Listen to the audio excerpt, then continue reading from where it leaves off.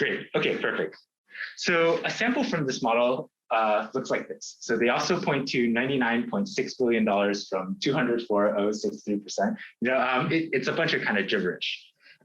So the sentence isn't too coherent, but at least the words do seem to be somewhat related, like they come from the same space.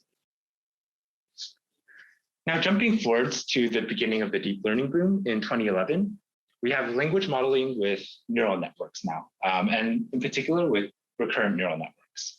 So we can get rid of this giant lookup table from the n-gram models, and instead we can have our inputs be these tokens and let this kind of recurrent cell remember some state and persist some state. So if we set up a neural model like this, we get a sample as shown below. So the meaning of life is the tradition of the ancient human reproduction is less favorable to the good boy for one to remove vigor. So again, this doesn't really make any sense, but it kind of starts to have the flow of a real sentence.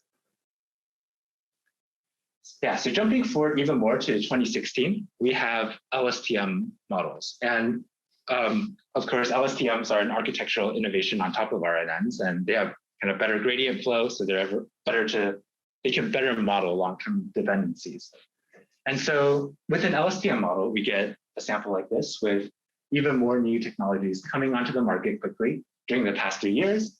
An increasing number of companies must tackle the ever-changing and ever-changing environmental challenges online. So this sentence is starting to make a little bit of sense, though there are clear artifacts like the repetition of the phrase ever-changing. Now, starting in 2018, we have our first autoregressive transformer-based language models, which are even better at modeling these very long-term dependencies. And here, what I'm showing is an example of a completion. So in a completion, the user supplies the prompt. In this case, it's this text "Wings over Kansas." And the model will continue from this prompt. So you can see that this completion is coherent across multiple sentences now, though there are notable spelling mistakes. So you see this like whatever doctrinity is. So it doesn't quite make sense. And now we arrive at GPT-2, which is a 1.5 billion parameter transformer model. And I copied in what I personally found was the most compelling completion from GPT-2.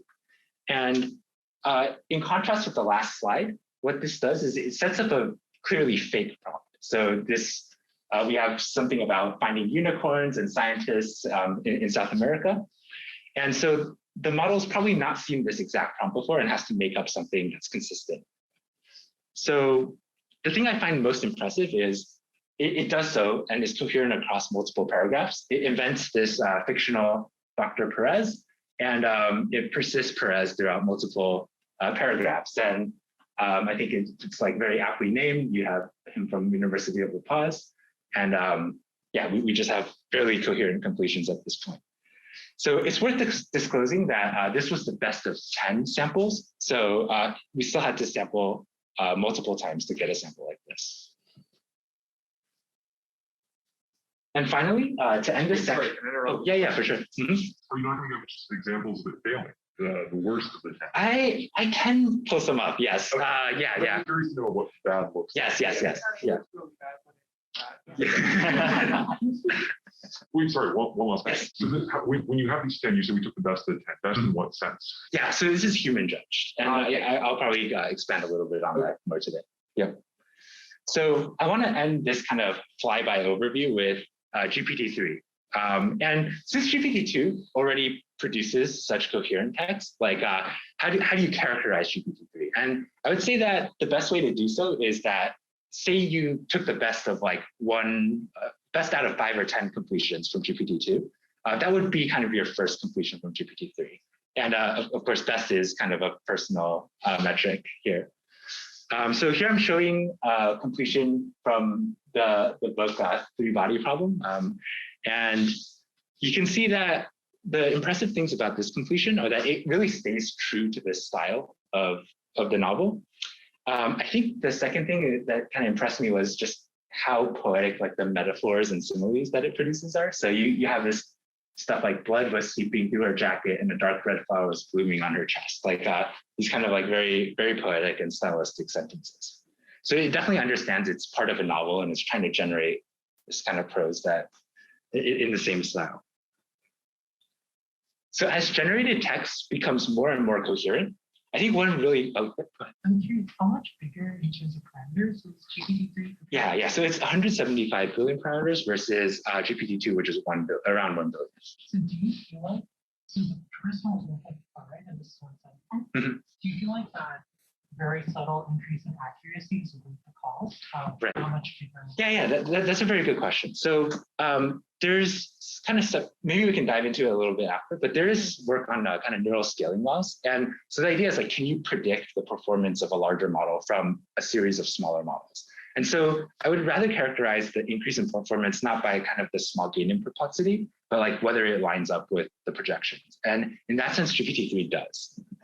So yeah, that's some intuition for yeah. I think personally at OpenAI, we would have stopped the experiment if it didn't. So yeah. No, I just think it's interesting how this is like a general thing, so we don't need to go into this tangent.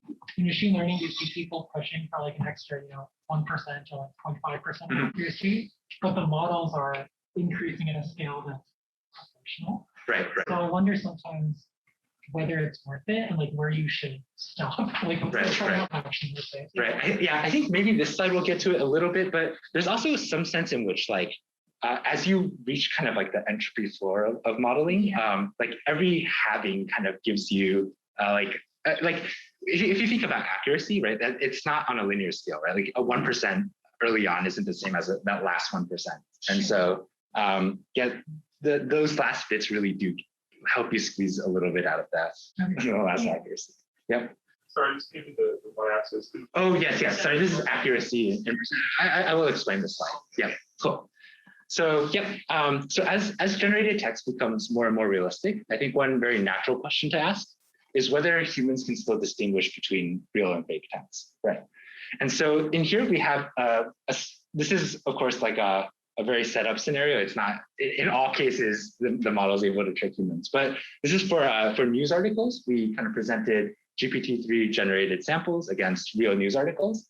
And you can tell kind of as the number of parameters increases, the ability of humans to distinguish between the real and fake articles, that ability goes down to near random chance. And, oh, yes? How did you generate the news articles? What prompts did you use? Oh, I'm actually not completely sure. So I didn't do this work particularly, but I think one possible approach would be to prime with a couple of news articles and then just to have a delimiter and just have it start generating news articles from there. Yeah. Cool. Any other quick questions?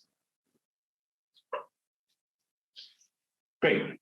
So even with all of these impressive results, I think it's worth taking a step back at this point and asking, what do we really care about language modeling for?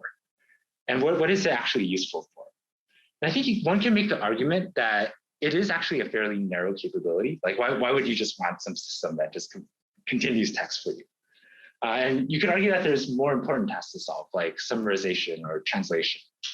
And I think most researchers at OpenAI would agree with this point of view. And in fact, GPT was not really a project that was focused on language modeling as an end goal, but mostly as a tool to solve a problem called unsupervised learning, which I'm going to go through in the next couple of slides. So I want to do a history of language modeling at OpenAI and hopefully motivate why we ended up at the GPT series of models and kind of how we arrived there. And hopefully it'll become much more intuitive after this section. So the deep learning boom started in 2012 with AlexNet, which was a system that could take images and labels, and it could classify images to their labels. And what we found with AlexNet was these systems were able to generalize surprisingly well. Like you could take data sets that weren't necessarily the training distribution, and you still have pretty good features on them. And since then, this kind of supervised approach has been really, really powerful, right? We've been able to train models in many different domains to classify very accurately. And you can even have some guarantees that supervised learning will work well. So there's empirical risk minimization. But the problem with supervised learning is that oftentimes the labels are scarce, right? Especially in language tests. There isn't really that many kind of text paired with their summaries or too many pairs across languages, for instance. So collecting a lot of data can be not too hard, but actually scalably labeling all of that data, it could be very time consuming and expensive. So the main problem with unsupervised learning is, can we also learn from unlabeled data? And this is a lot scarier because all of a sudden we're starting to optimize an objective, which isn't the one we care about downstream, right? So there, a lot of the guarantees that we used to have, we no longer have.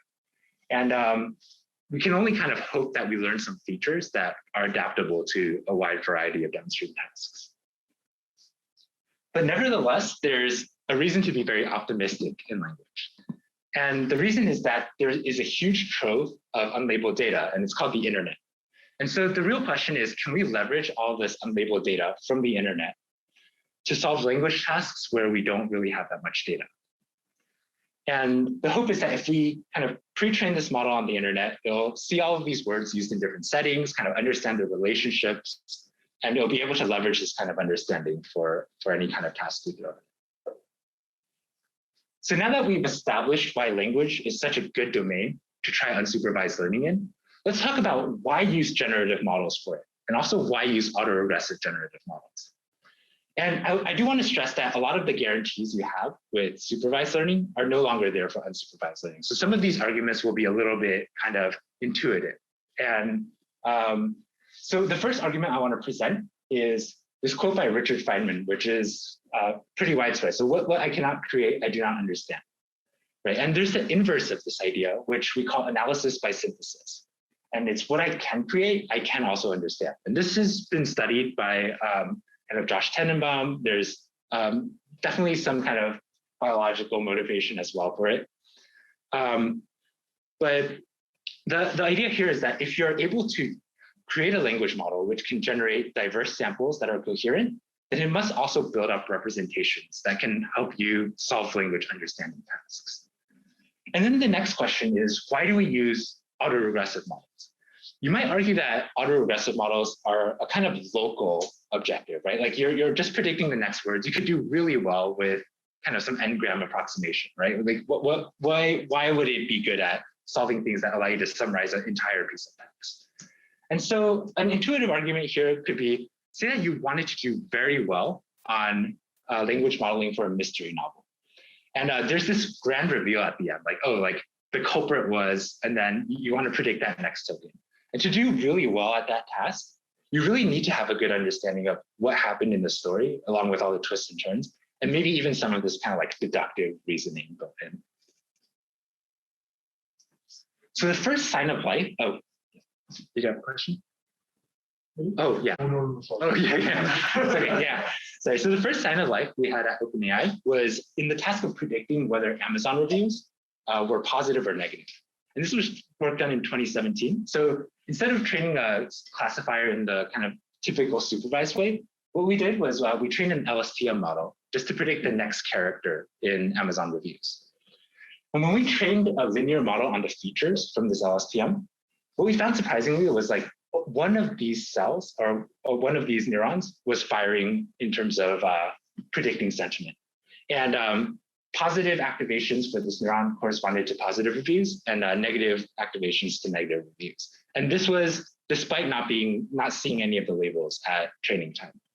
So you can even track kind of what this neuron value is across a sample. So it's a little bit hard to read, but these are reviews where maybe someone says, oh, I really like this film, but I didn't like this part. And you can kind of see the sentiment switching kind of as you go from positive to negative. So yeah, just predicting the next character resulted in, oh yeah. Was there any sort of quantification architecture to encourage a? Oh yeah, no, this was just a pure LSTM. Okay, yeah. So you basically looked at all the neurons and saw which one's the most. Yeah, in the hidden state. Yeah, so you train a linear classifier on top of that, and one neuron is firing with, yeah, just outsized predictive power. Yeah, great. So next, GPT-1 was one of the first demonstrations that this kind of approach could work broadly for text. So GPT-1 was trained on the internet, not on Amazon reviews anymore, and it was fine-tuned on a bunch of different downstream tasks, right?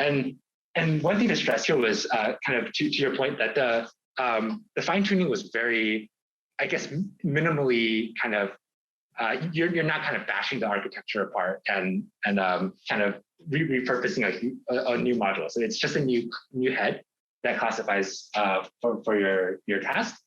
And this showed that you can use this approach not just for sentence analysis, but also for like entailment, semantic similarity, and getting SOTAs on a lot of these benchmarks downstream. So I've already presented GPT-2 from the point of view of a very powerful language model. And now I think it's worth revisiting from the viewpoint of unsupervised learning. So like GPT-1, GPT-2 was trained on a large chunk of the internet. And it's only trained to predict the next token or word from previous words. But the key insight of GPT-2 is that many downstream tasks can be expressed naturally as a language modeling task. And yeah, so GPT-2 explores how well we can perform on downstream tasks simply by using this method without any fine-tuning. Right, so let me start with a couple of examples. So let's say you want to solve some reading comprehension benchmark. And this is usually set up as a prompt, which is some passage you have to read, and then a bunch of questions which you have to answer. So you can literally just stick the entire prompt in context. You put a question colon, you write out the question, answer colon, and then have the model complete from there. And this kind of gives you zero-shot reading comprehension. We can also use it for other tasks like summarization. For instance, here's like first the beginning of a CNN article about kind of some archaeological finding. And you can just put TLDR after you see this passage, and the model, hopefully, if it's good enough, will produce good summaries. And the final example I want to show is that you can do zero-shot translation as well. So the way you would do this is, if you wanted to convert, let's say, a French sentence into English, you could set up a prompt like the sentence, insert the French sentence, translated from French to English means, and then the model will complete. And it can sometimes do this well. And one kind of critical thing to note here is that here's a chart of performance as you increase the number of parameters. In all of these models, they were trained on the same data set, so the only kind of confounding variable is scale. And you can see that as we scale up the models, these kind of zero-shot capabilities emerge and kind of smoothly get better. So the role of scale is important here. And I think these are starting to approach some, I guess they're not great benchmarks, but at least respectable benchmarks. Yep. Yeah, exactly. It's not going to be great in a lot of cases. And to be honest, like the blue metric used for translation is actually often, thank you very much. It's not a great metric. What it does is it takes a reference solution and basically it does some kind of like n-gram comparison. So it is a big problem to have good translation metrics in NLP. And yeah, I think when I talk about code, I'll talk a little bit more about blue. Right, so let's finally talk about how GPT-3 fits into this picture. So the primary insight of GPT-3 is that the training process itself can be interpreted in the context of meta-learning, which is kind of like learning over a distribution of tasks. And during training, what the model is doing is it's developing certain kind of capabilities. It's picking up some set of skills in terms of modeling certain passages. And during inference time, what it's doing, it's kind of quickly picking up on what a task is based on what the prompt is so far and adapting to that task to predict the next token. So you can kind of view there's this outward loop of all the SGD steps you're doing during training, and this inward loop of kind of picking up on what the task is and then modeling the next token. So you can imagine a lot of tasks being framed in this way. For instance, on the left, you can have addition, kind of you have a lot of examples of addition in context. And hopefully that would help you with a new addition problem, or you can try to kind of unscramble a word, for instance. And I'll explore results on these two kind of benchmarks in the next slides. So this setting we call few-shot arithmetic. And just to explain what's going on, you're taking the entire context length of your transformer, and you're putting in as many examples as will fit. And then finally, you put in the example that you would like to solve. So here, these examples could be these kind of first 3 addition problems, and then you have 31 plus 41 equals, and you ask the model to complete. So you notice that as the language model gets bigger, it's better able to recognize this task. And you can see that kind of performance on addition, subtraction, even some kind of multiplication tasks increases sharply as you go towards 200 billion parameters. And there does seem to be kind of some step function change right here. And looking at word unscrambling, this is also true. So we have parameters again on the x-axis, we have accuracy, and each of these is a different kind of unscramble task. So this blue line is you kind of do a cyclic shift of the letters and you want it to uncycle. And there's a lot of other transforms you can do, like randomly inserting words, for instance. So the final point here is that this is a pretty general phenomenon. We didn't just test it on these two aforementioned tasks. We tried an array of, I think, 40 plus tasks. And here you can see how the 0-shot, 1-shot, and few-shot performance increases as we scale the models. So of course, they're all smoothly increasing. But one thing to be aware of is that the gap between 0-shot and few-shot is also improving as a function of scale. Awesome. So we've just seen that we can pre-train the transform. Oh, go ahead. Sorry, yeah. Super interesting. I was curious. It seems like there's three things that sort of improve from GPT. One is the tasks themselves that were used. 2 is the number of parameters, and then 3, my understanding, is also the quantity of data that was ingested. Yeah. And I was curious, sort of between those 3, which ones?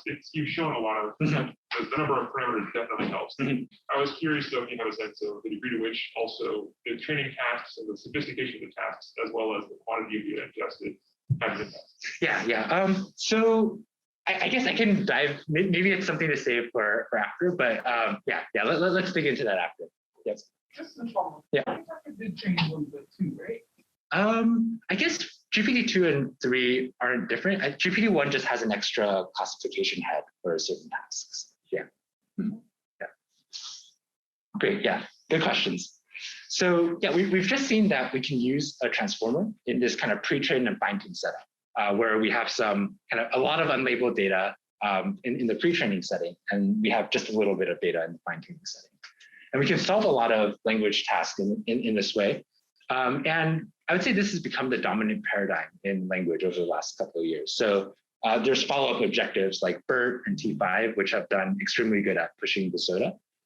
But there's nothing really that says that these transformer models have to be applied to language. The transformer is a sequence model, and as such, it can just ingest any sequence of bytes and model them. And when you think about this, like all of the data that we consume, like videos or audio, they're represented on our computers as sequences of bytes, right? And so we might think, could this approach be used to just model whatever modality we want? And I think this kind of paradigm is very, at least interesting when we don't really have good inductive biases. Like we don't data. But one question to ask is, does it even work when you do have really strong inductive biases? So I'm going to present some work that suggests that the answer is yes, it still works fairly well in this case, in the domain of images where convolutions are already so popular and proven out. And I'm going to show a second result very briefly here, which is DALL-E, which shows that it's strong enough to even ingest 2 different modalities and be able to jointly model them. So the first question is, how would you apply GPT to images? And there's a few things you have to do. You have to modify this autoregressive next word prediction objective. So the natural analog is you can think of images as a very strange language where the words are pixels instead.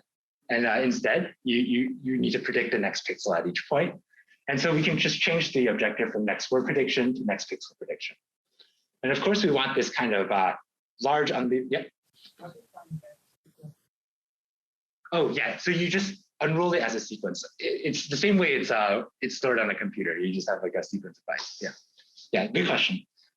So in the language setting, we pre-train on this large unlabeled data set on the internet, and we fine-tune on question answering or these other benchmarks. And in images, one good analog of this situation is you can pre-train on ImageNet without the labels. You have let's say a low data setting like CIFAR. And you can try to attack CIFAR classification. And of course, in both settings, you can do fine tuning. In GPT, you can do 0-shot. And I would say the standard eval on images is you do linear probes. So you take features from your model the model is frozen, you like pass through Safari through the model, get some features, and you see how predictive these features are of the Safari classes. Is it kind of pixel share, which basically you ask a model to predict the next pixel given the... Yeah. So Pixel CNN is an instantiation of an autoregressive image prediction model. So what we're asking here is, can we actually take the same transformer architecture that we use in language, don't make any modifications at all, and just throw, so there's no kind of 2D prior on this. Yeah. So yeah, I'll call this model that we train image GPT or IGPT for short. And here you can see actually what some completions from the model look like. So on the left column, what I'm feeding in is the pixels of the first half of the image. And the next 4 columns, what you're seeing is different model generated completions.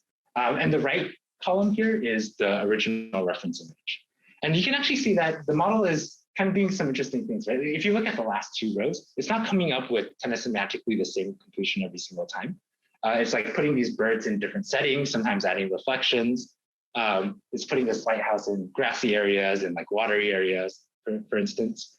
So if you buy into this philosophy of analysis by synthesis, we definitely have some hint of the synthesis part.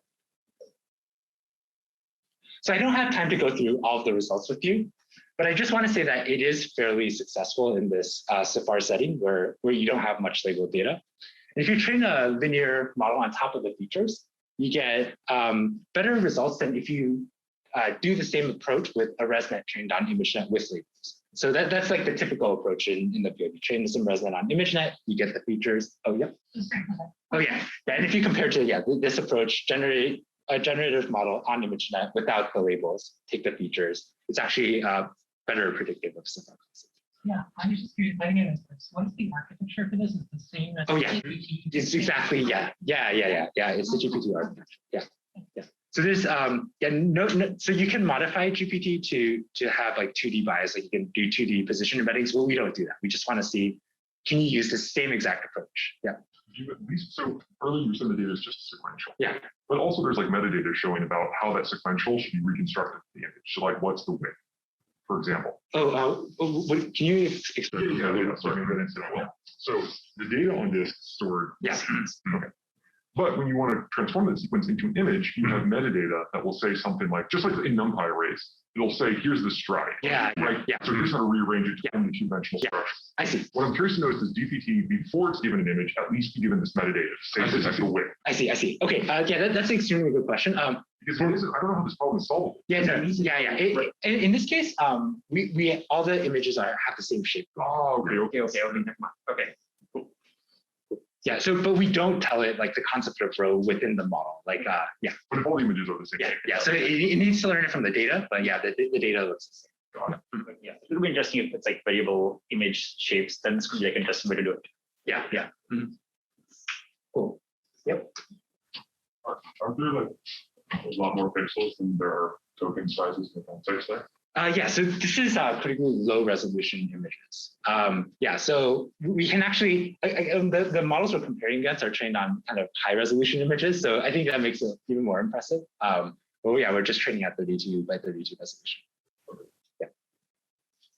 Cool. So if we fine tune these models for Safari classification, we can get 99% accuracy, which matches GPipe. And this is GPipe, for instance, is a system which is pre-trained on ImageNet with labels, and then also fine-tuned with labels. So yeah, it just kind of shows you like even this approach, which doesn't really know about convolutions, can do well. I think you're going to hear more about that next week with Lucas's talk. Yeah. So by now, it shouldn't be surprising at all that you can model a lot of different modalities with transformers. So in DALL-E, we just ask, what about throwing 2 different modalities at the model and seeing if it can learn kind of how to condition on text to produce an image? And for instance, one thing you might want it to do is like you provide one of these text captions and you want it to generate some image like the one below. And the easy way to do this is just train a transformer on the concatenation of a caption and an image. And of course, in a lot of these situations, like the idea is very simple, but the implementation and execution is where the difficulty is. And I'm not going to talk too much about that. I think the focus today is on language, but you can refer to the paper for a lot of those details. Caption is very long caption. Oh yeah. So you like say have a max caption length, and you just kind of cut it off at that length, and you can pad up to that length. Yeah. Right. So you can see that it can generate fairly good samples. So if you want like a storefront with the word OpenAI on it, it's not perfect, but it's understood. At least it's kind of like reverse OCR problem where you take some text and render it. And it's kind of typically rendering it in like office looking places. So that's one encouraging sign. But I do think my favorite results here are zero shot image to image transformation. So what's going on here is, for instance, if your prompt is the exact same cat on the top as a sketch on the bottom, and you feed in the top half of it, this image, which is a cat, so, and you ask it to complete the rest of the image, then it'll render the top cat actually as like a sketch. And you can do the same thing with like flipping over photos, for instance. You can zoom in to a photo. Of course, they're not perfect, but it has some understanding of what the text is trying to do. Yeah. In the captions originally, like the training, in the training set, do they have like wording such as extreme close-up view? I think that is it probably are some examples like that, and that's probably where it's picking up some of this knowledge from. Though we don't seek out these examples. It's just yeah, exactly. Okay, perfect. Yeah, so this is just we just go and do a massive web script. There's no kind of, we're not trying to find examples like this. Right, and so you can also do things like colorization, right? You can take the cat, color it red, and this has to like kind of recognize that what the object is in the figure. And yeah, and here you can do stuff like semantic transformations, like adding sunglasses into the cat, and you can put it on postage, for instance. Yeah, so it's remarkable that you can do a lot of these like transform zero shot. It wasn't trained to do these things specifically. Cool. So moving on, the last section of my talk today is on Codex, which is our most recently released code writing models. And the first question you should rightly ask here is why train a model on code anyway? At this point, isn't it just another modality? And what is the novelty that there is at this point, right? So let me give you a couple of reasons. So first is that GPT-3, it had a rudimentary ability to write Python code already, from a doc string or a descriptive method name. And we actually didn't train it on much code data. Actually, I think there might have been active filtering to get rid of code data. And so we were surprised that there is this capability anyway. So we thought, like if we actually purposed a model and trained it on the large amount of code that we can find, maybe something interesting will happen there. Next, what sets apart code from other modalities is that there is a kind of ground truth correctness of a sample. And functions can be tested with unit tests and an interpreter. So this is very different from language, whereas to get a ground truth eval, you might need a human to come in. And even then, sometimes humans won't agree, like this is the better sample or this isn't the better sample. And last thing is I used to dabble in competitive programming myself. And yeah, I really wanted to create a model that could solve problems that I couldn't. Cool. So go ahead. Is this the same thing? Have you partnered with GitHub on this? Yeah, exactly. Okay. Yeah, we wrote a paper on it too. So yeah. Cool. Python is kind of a high-level programming language, which is basically similar to like our human language. So have you guys ever tried to predict some even lower level language like CPP or? Yeah. I think there's follow-up work where we just train on a bunch of different languages, and I don't know the metrics off the top of my head, but I have seen some assembly writing models before. Yeah, cool. So I guess continue on the thread from before. So we have this setting where we have unit tests and interpreter. So how do we actually evaluate these models in a way that's kind of aware of these two concepts? So the first thing we did was we have a data set, a new data set, which is 164 handwritten programming problems. And these kind of have the format shown here, like there's a function name, a doc string, there's a solution, and there's an average of around 8 unit tests per problem. And why is it important that we hand wrote these? Well, the thing is we're training on such a large part of GitHub like if you said, okay, I'm going to take like some leak code problems and I'm going to turn them into an evaluation. That's not going to work because there's just so many GitHub repos that are like, oh, here's the solution to this leak code problem.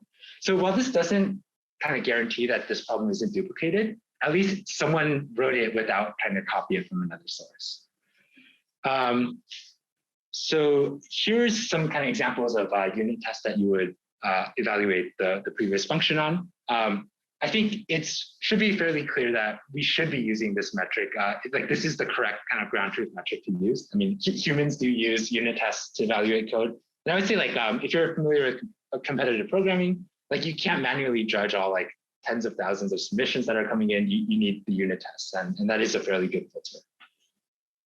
So one interesting point here was we had to create a sandbox environment to run these kind of generated solutions in. Because when you train on GitHub, there's a bunch of malicious code, there's a bunch of kind of insecure code. You don't want your model to be sampling that and kind of running that on your environment. Cool. So now that we have an evaluation data set, let's define a metric on it. And so the metric we're going to use is called pass at k. And the definition is the average probability over all the problems that at least one out of k samples passes the unit tests. So if we evaluate this metric by just taking every problem and exactly generating k samples, it's actually not, there's high variance, just kind of sampling in that way. Like imagine the pass rate of a particular sample is around 1 over k. Like this is kind of like an all or nothing metric. So what we do instead is we generate a much larger set of samples and greater than k. Most of the times it's like greater than 5k. And we count the number that are correct, and we compute this unbiased estimator. And it looks more complicated than it actually is. It's just complementary counting. You take kind of the number of combos where all of them fail, subtract that out. Cool. So then we train our model. And like I alluded to earlier, there's about 160 gigabytes of code, which is collected from 54 million repositories. For efficient training, what we did was we fine-tuned from GPT-3 models of various sizes. And this isn't actually strictly necessary. We find that we can get to roughly the same final loss and performance without this, but it is slower to do it without this pre-training step. And so we already have these models. Why not just fine-tune them? And one extra trick to make training much faster here is in code, there's a lot of runs of spaces, right? And those don't get compressed efficiently in language because you just don't see them very often. So they typically get broken up into like many separate tokens. And so we introduce additionally some tokens that compress runs of white space. And that makes training maybe like 30 or 40% more efficient. So the token will just be a pseudo space. Yeah, exactly. Yeah. Great. So once we have these models, we can go and revisit the HumanEval dataset. And I can share a couple of problems to give you a sense for where the models are at, and also what kind of difficulty level the problems in the dataset are at. So this is a 12 billion parameter model. The pass out rate is 90%, which means that 90% of the samples will pass the unit test. And this is something like anyone kind of doing a first day of Python would be able to do. So you increment all the elements of a list by 1. Here's a problem where the pass rate is 17%. So this is a solution I gave, the problem I gave earlier. So you are given a non-empty list of integers. You want to return the sum of all odd elements that are in even positions. And this might not sound that much harder to you, but models can often get confused about like, oh, like is odd referring to positions or elements? And so here you can actually see that it's doing the right thing. And finally, this is an example of one of the harder problems in the data set. So the pass rate is under 1% here. And so what's going on here is actually there's an encode function, which takes a string. It kind of chunks it up into groups of 3 characters, and it does a cyclic shift on each character. And you have to write a decoder, something that reverses this operation. So you can see that the model, this is a real model solution. So it chunks up the characters in the same way. You can see that the cyclic shift is the opposite way. So up there, it takes the first element of each group, moves it to the end, and now it takes the last element of each group, moves it to the front. Yep. Okay, so I'm wondering, what's the effect of, so like you had a couple of examples in the previous slide in the comments. So like, I'm wondering if the model will be able to extrapolate what it's doing by the examples alone and not relying on the distribution. Right. Yeah. So some of our tasks, there are some examples in the downstream, and some of them don't. I think it's just to kind of match the distribution of real kind of tasks we find in the real world. Like in this case, it doesn't have it, but definitely for the unit tests, none of those appear within. I'm just curious, like if you just give it the examples and not give it a description of the task, what was it? Oh, I see. So can it do like pure induction where you like don't tell the task at all? I haven't tried it, to be honest. I think it's worth a shot. Yeah, thanks. Yep. So yeah, at this point, we've trained Codex models. We've evaluated on this metric. But the thing is, like, was it worth all of this trouble, right? You already have these metrics like Llu that are match-based in language. Couldn't we have just used this to approximate it? We don't need like an interpreter. We don't need like to generate so many samples. And it would be great if like it kind of like separated out like this. But what we find is that this is, if you take 4 random problems from HumanEval, and you plot the distribution of Llu scores for correct and wrong solutions, you actually find a lot of distributional overlap, right? Like it's hard to distinguish like the green from the blue distribution. And so this suggests that Llu actually isn't a very good metric for gauging functional correctness, and that we actually do need this new kind of metric and this new data set. So now let's explore the setting where the pass at k, k is greater than 1. And so the first observation we have here is that the temperature that you sample at, it affects your pass at k. And just for some intuition, if you do temperature 0 sampling, you're going to get the same sample every single time you're doing artifact sampling. So it doesn't matter like how many samples you generate, you're just going to get the same pass rate.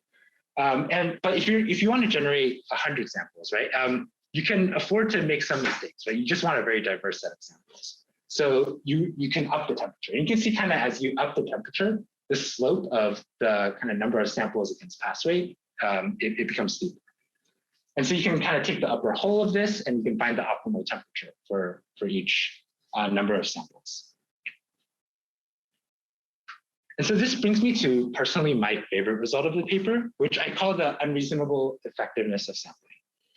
And so let me explain what's going on here. So this is the number of parameters in the model. And here you have pass rate at 1 and a pass rate at 100. And the reason I use this term unreasonable effectiveness is that I think there's a world where if the orange line and the blue line weren't that far apart, I might not be that surprised.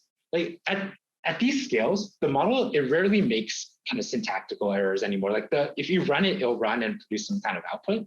So you could imagine a world where basically what you're doing, the model has some approach in mind, it's just repeatedly sampling that approach. And it's just either right or wrong. But instead, what we find is that the model is actually composing different parts and producing functionally different things. And you get this huge boost from under 30% to over 70% just by sampling a lot of samples from the model. So unfortunately, knowing that one of your samples is correct, it isn't that useful if you don't have access to the unit test. And one practical setting where you would care about this is, say you're creating an autocomplete tool, right? And you generate 100 samples, but you don't want to show your user 100 samples and have them pick one, right? You want to kind of try to pre-filter, but you don't have unit tests. So can we kind of approximate this Oracle sampling with some other ranking heuristic? So here I'm showing a couple of different heuristics, like you can randomly pick one, but the one that seems most promising is to rank by mean, not probability. And I know like kind of maybe not theoretically well grounded, but in language, this kind of heuristic is fairly strong as well. So recall that what we're doing is we have this evaluation set where we have kind of standalone functions. We want to produce solutions to them. But when we're doing training, there's a lot of code that isn't relevant for this task. For instance, there's a lot of classes that we're seeing. There's actually data classes too, which aren't relevant at all. And actually, there's a lot of incorrect code on GitHub too. So we might be modeling incorrect solutions as well as correct ones. So one thing we thought was, let's fine-tune Codex further on a couple of data sets where they are standalone functions, and you have kind of more guaranteed correct solutions to that. So what we did was we found these problems from a couple of sources. So one is competitive programming problems. You can kind of go on these sites. Oftentimes they'll just give you the unit test. Sometimes when they don't give you the unit test, you can submit incorrect solutions and they'll tell you the first one you failed on, and you can kind of keep inserting that in. Yeah, so you can get a lot of competitive programming problems. And another source is projects where continuous integration is enabled. So why are these useful? Because you can actually kind of do an execution tracing. So when you run the integration tests, you can get all the inputs to functions that are called and their outputs as well. And so you actually have the true function body. You know what the test output is supposed to be. So you know kind of the ground truth inputs and outputs. And these are kind of like two orthogonal data sets. One kind of helps you with like algorithmic kind of tasks, and one is more kind of like, can I manipulate command line utilities and tasks like that. So this brings us to the main figure of the Codex paper. So really what we're seeing is a progression of capabilities. So with GPT-3 on this HumanEval dataset, the pass rate at 1 is 0. Basically, you can generate like 1 or 2 lines coherently, never really a whole program coherently. Now when you fine tune on code, which is Codex, this orange line, you start to see some kind of non-negligible performance on this dataset. When you do this additional supervised fine tuning, that's this green line, you get even better pass rates. And then if you kind of generate 100 samples from this model, re-rank with mean log p, even better pass rates. And finally, of course, if you have access to an oracle, it gives you the best pass rates. So I have one question here. Yeah. So can you actually use a re-ranking to like further tune the model? Can you use it for like as a backdrop signal? Yeah. So we've explored that. I don't know if I can say too much about these results. Yeah. Got it. But yeah. And finally, I don't want to suggest that these models are perfect. They have a lot of limitations that human programmers don't run into. So one is like, actually all generative models are autoregressive generative models currently have some problems with binding. So when there's like a lot of variables going on, like a lot of operations going on, sometimes it's like hard to figure out which operation is binding to which variable. So you can kind of see some examples of that on the left. And one other kind of counterintuitive behavior is composition. So we can take a bunch of very simple building blocks, like take a string and reverse it, or like delete every third character or something. And a human, like if you can chain 2 of these operations, you could probably chain n of them, but our models aren't able to do that yet. Cool. So moving on to the conclusion, we have 4 main points in today's talk. So first, progress in neural language modeling has been fairly rapid. And GPT, it wasn't the result of a push on language modeling, and more a result of work on pushing unsupervised learning in language. The third point is that autoregressive modeling is universal, and it can yield strong results even when there are strong inductive biases, like in images or in text to image. And finally, we can produce strong code-generating models by fine-tuning GPT-3 on code. And sampling is an unreasonably effective way to improve model performance. Cool. And to end with some acknowledgements, I want to thank my Codex primary co-authors, some mentors at OpenAI, and the algorithms team, which I've worked very closely with. Great. Thank you guys for your attention.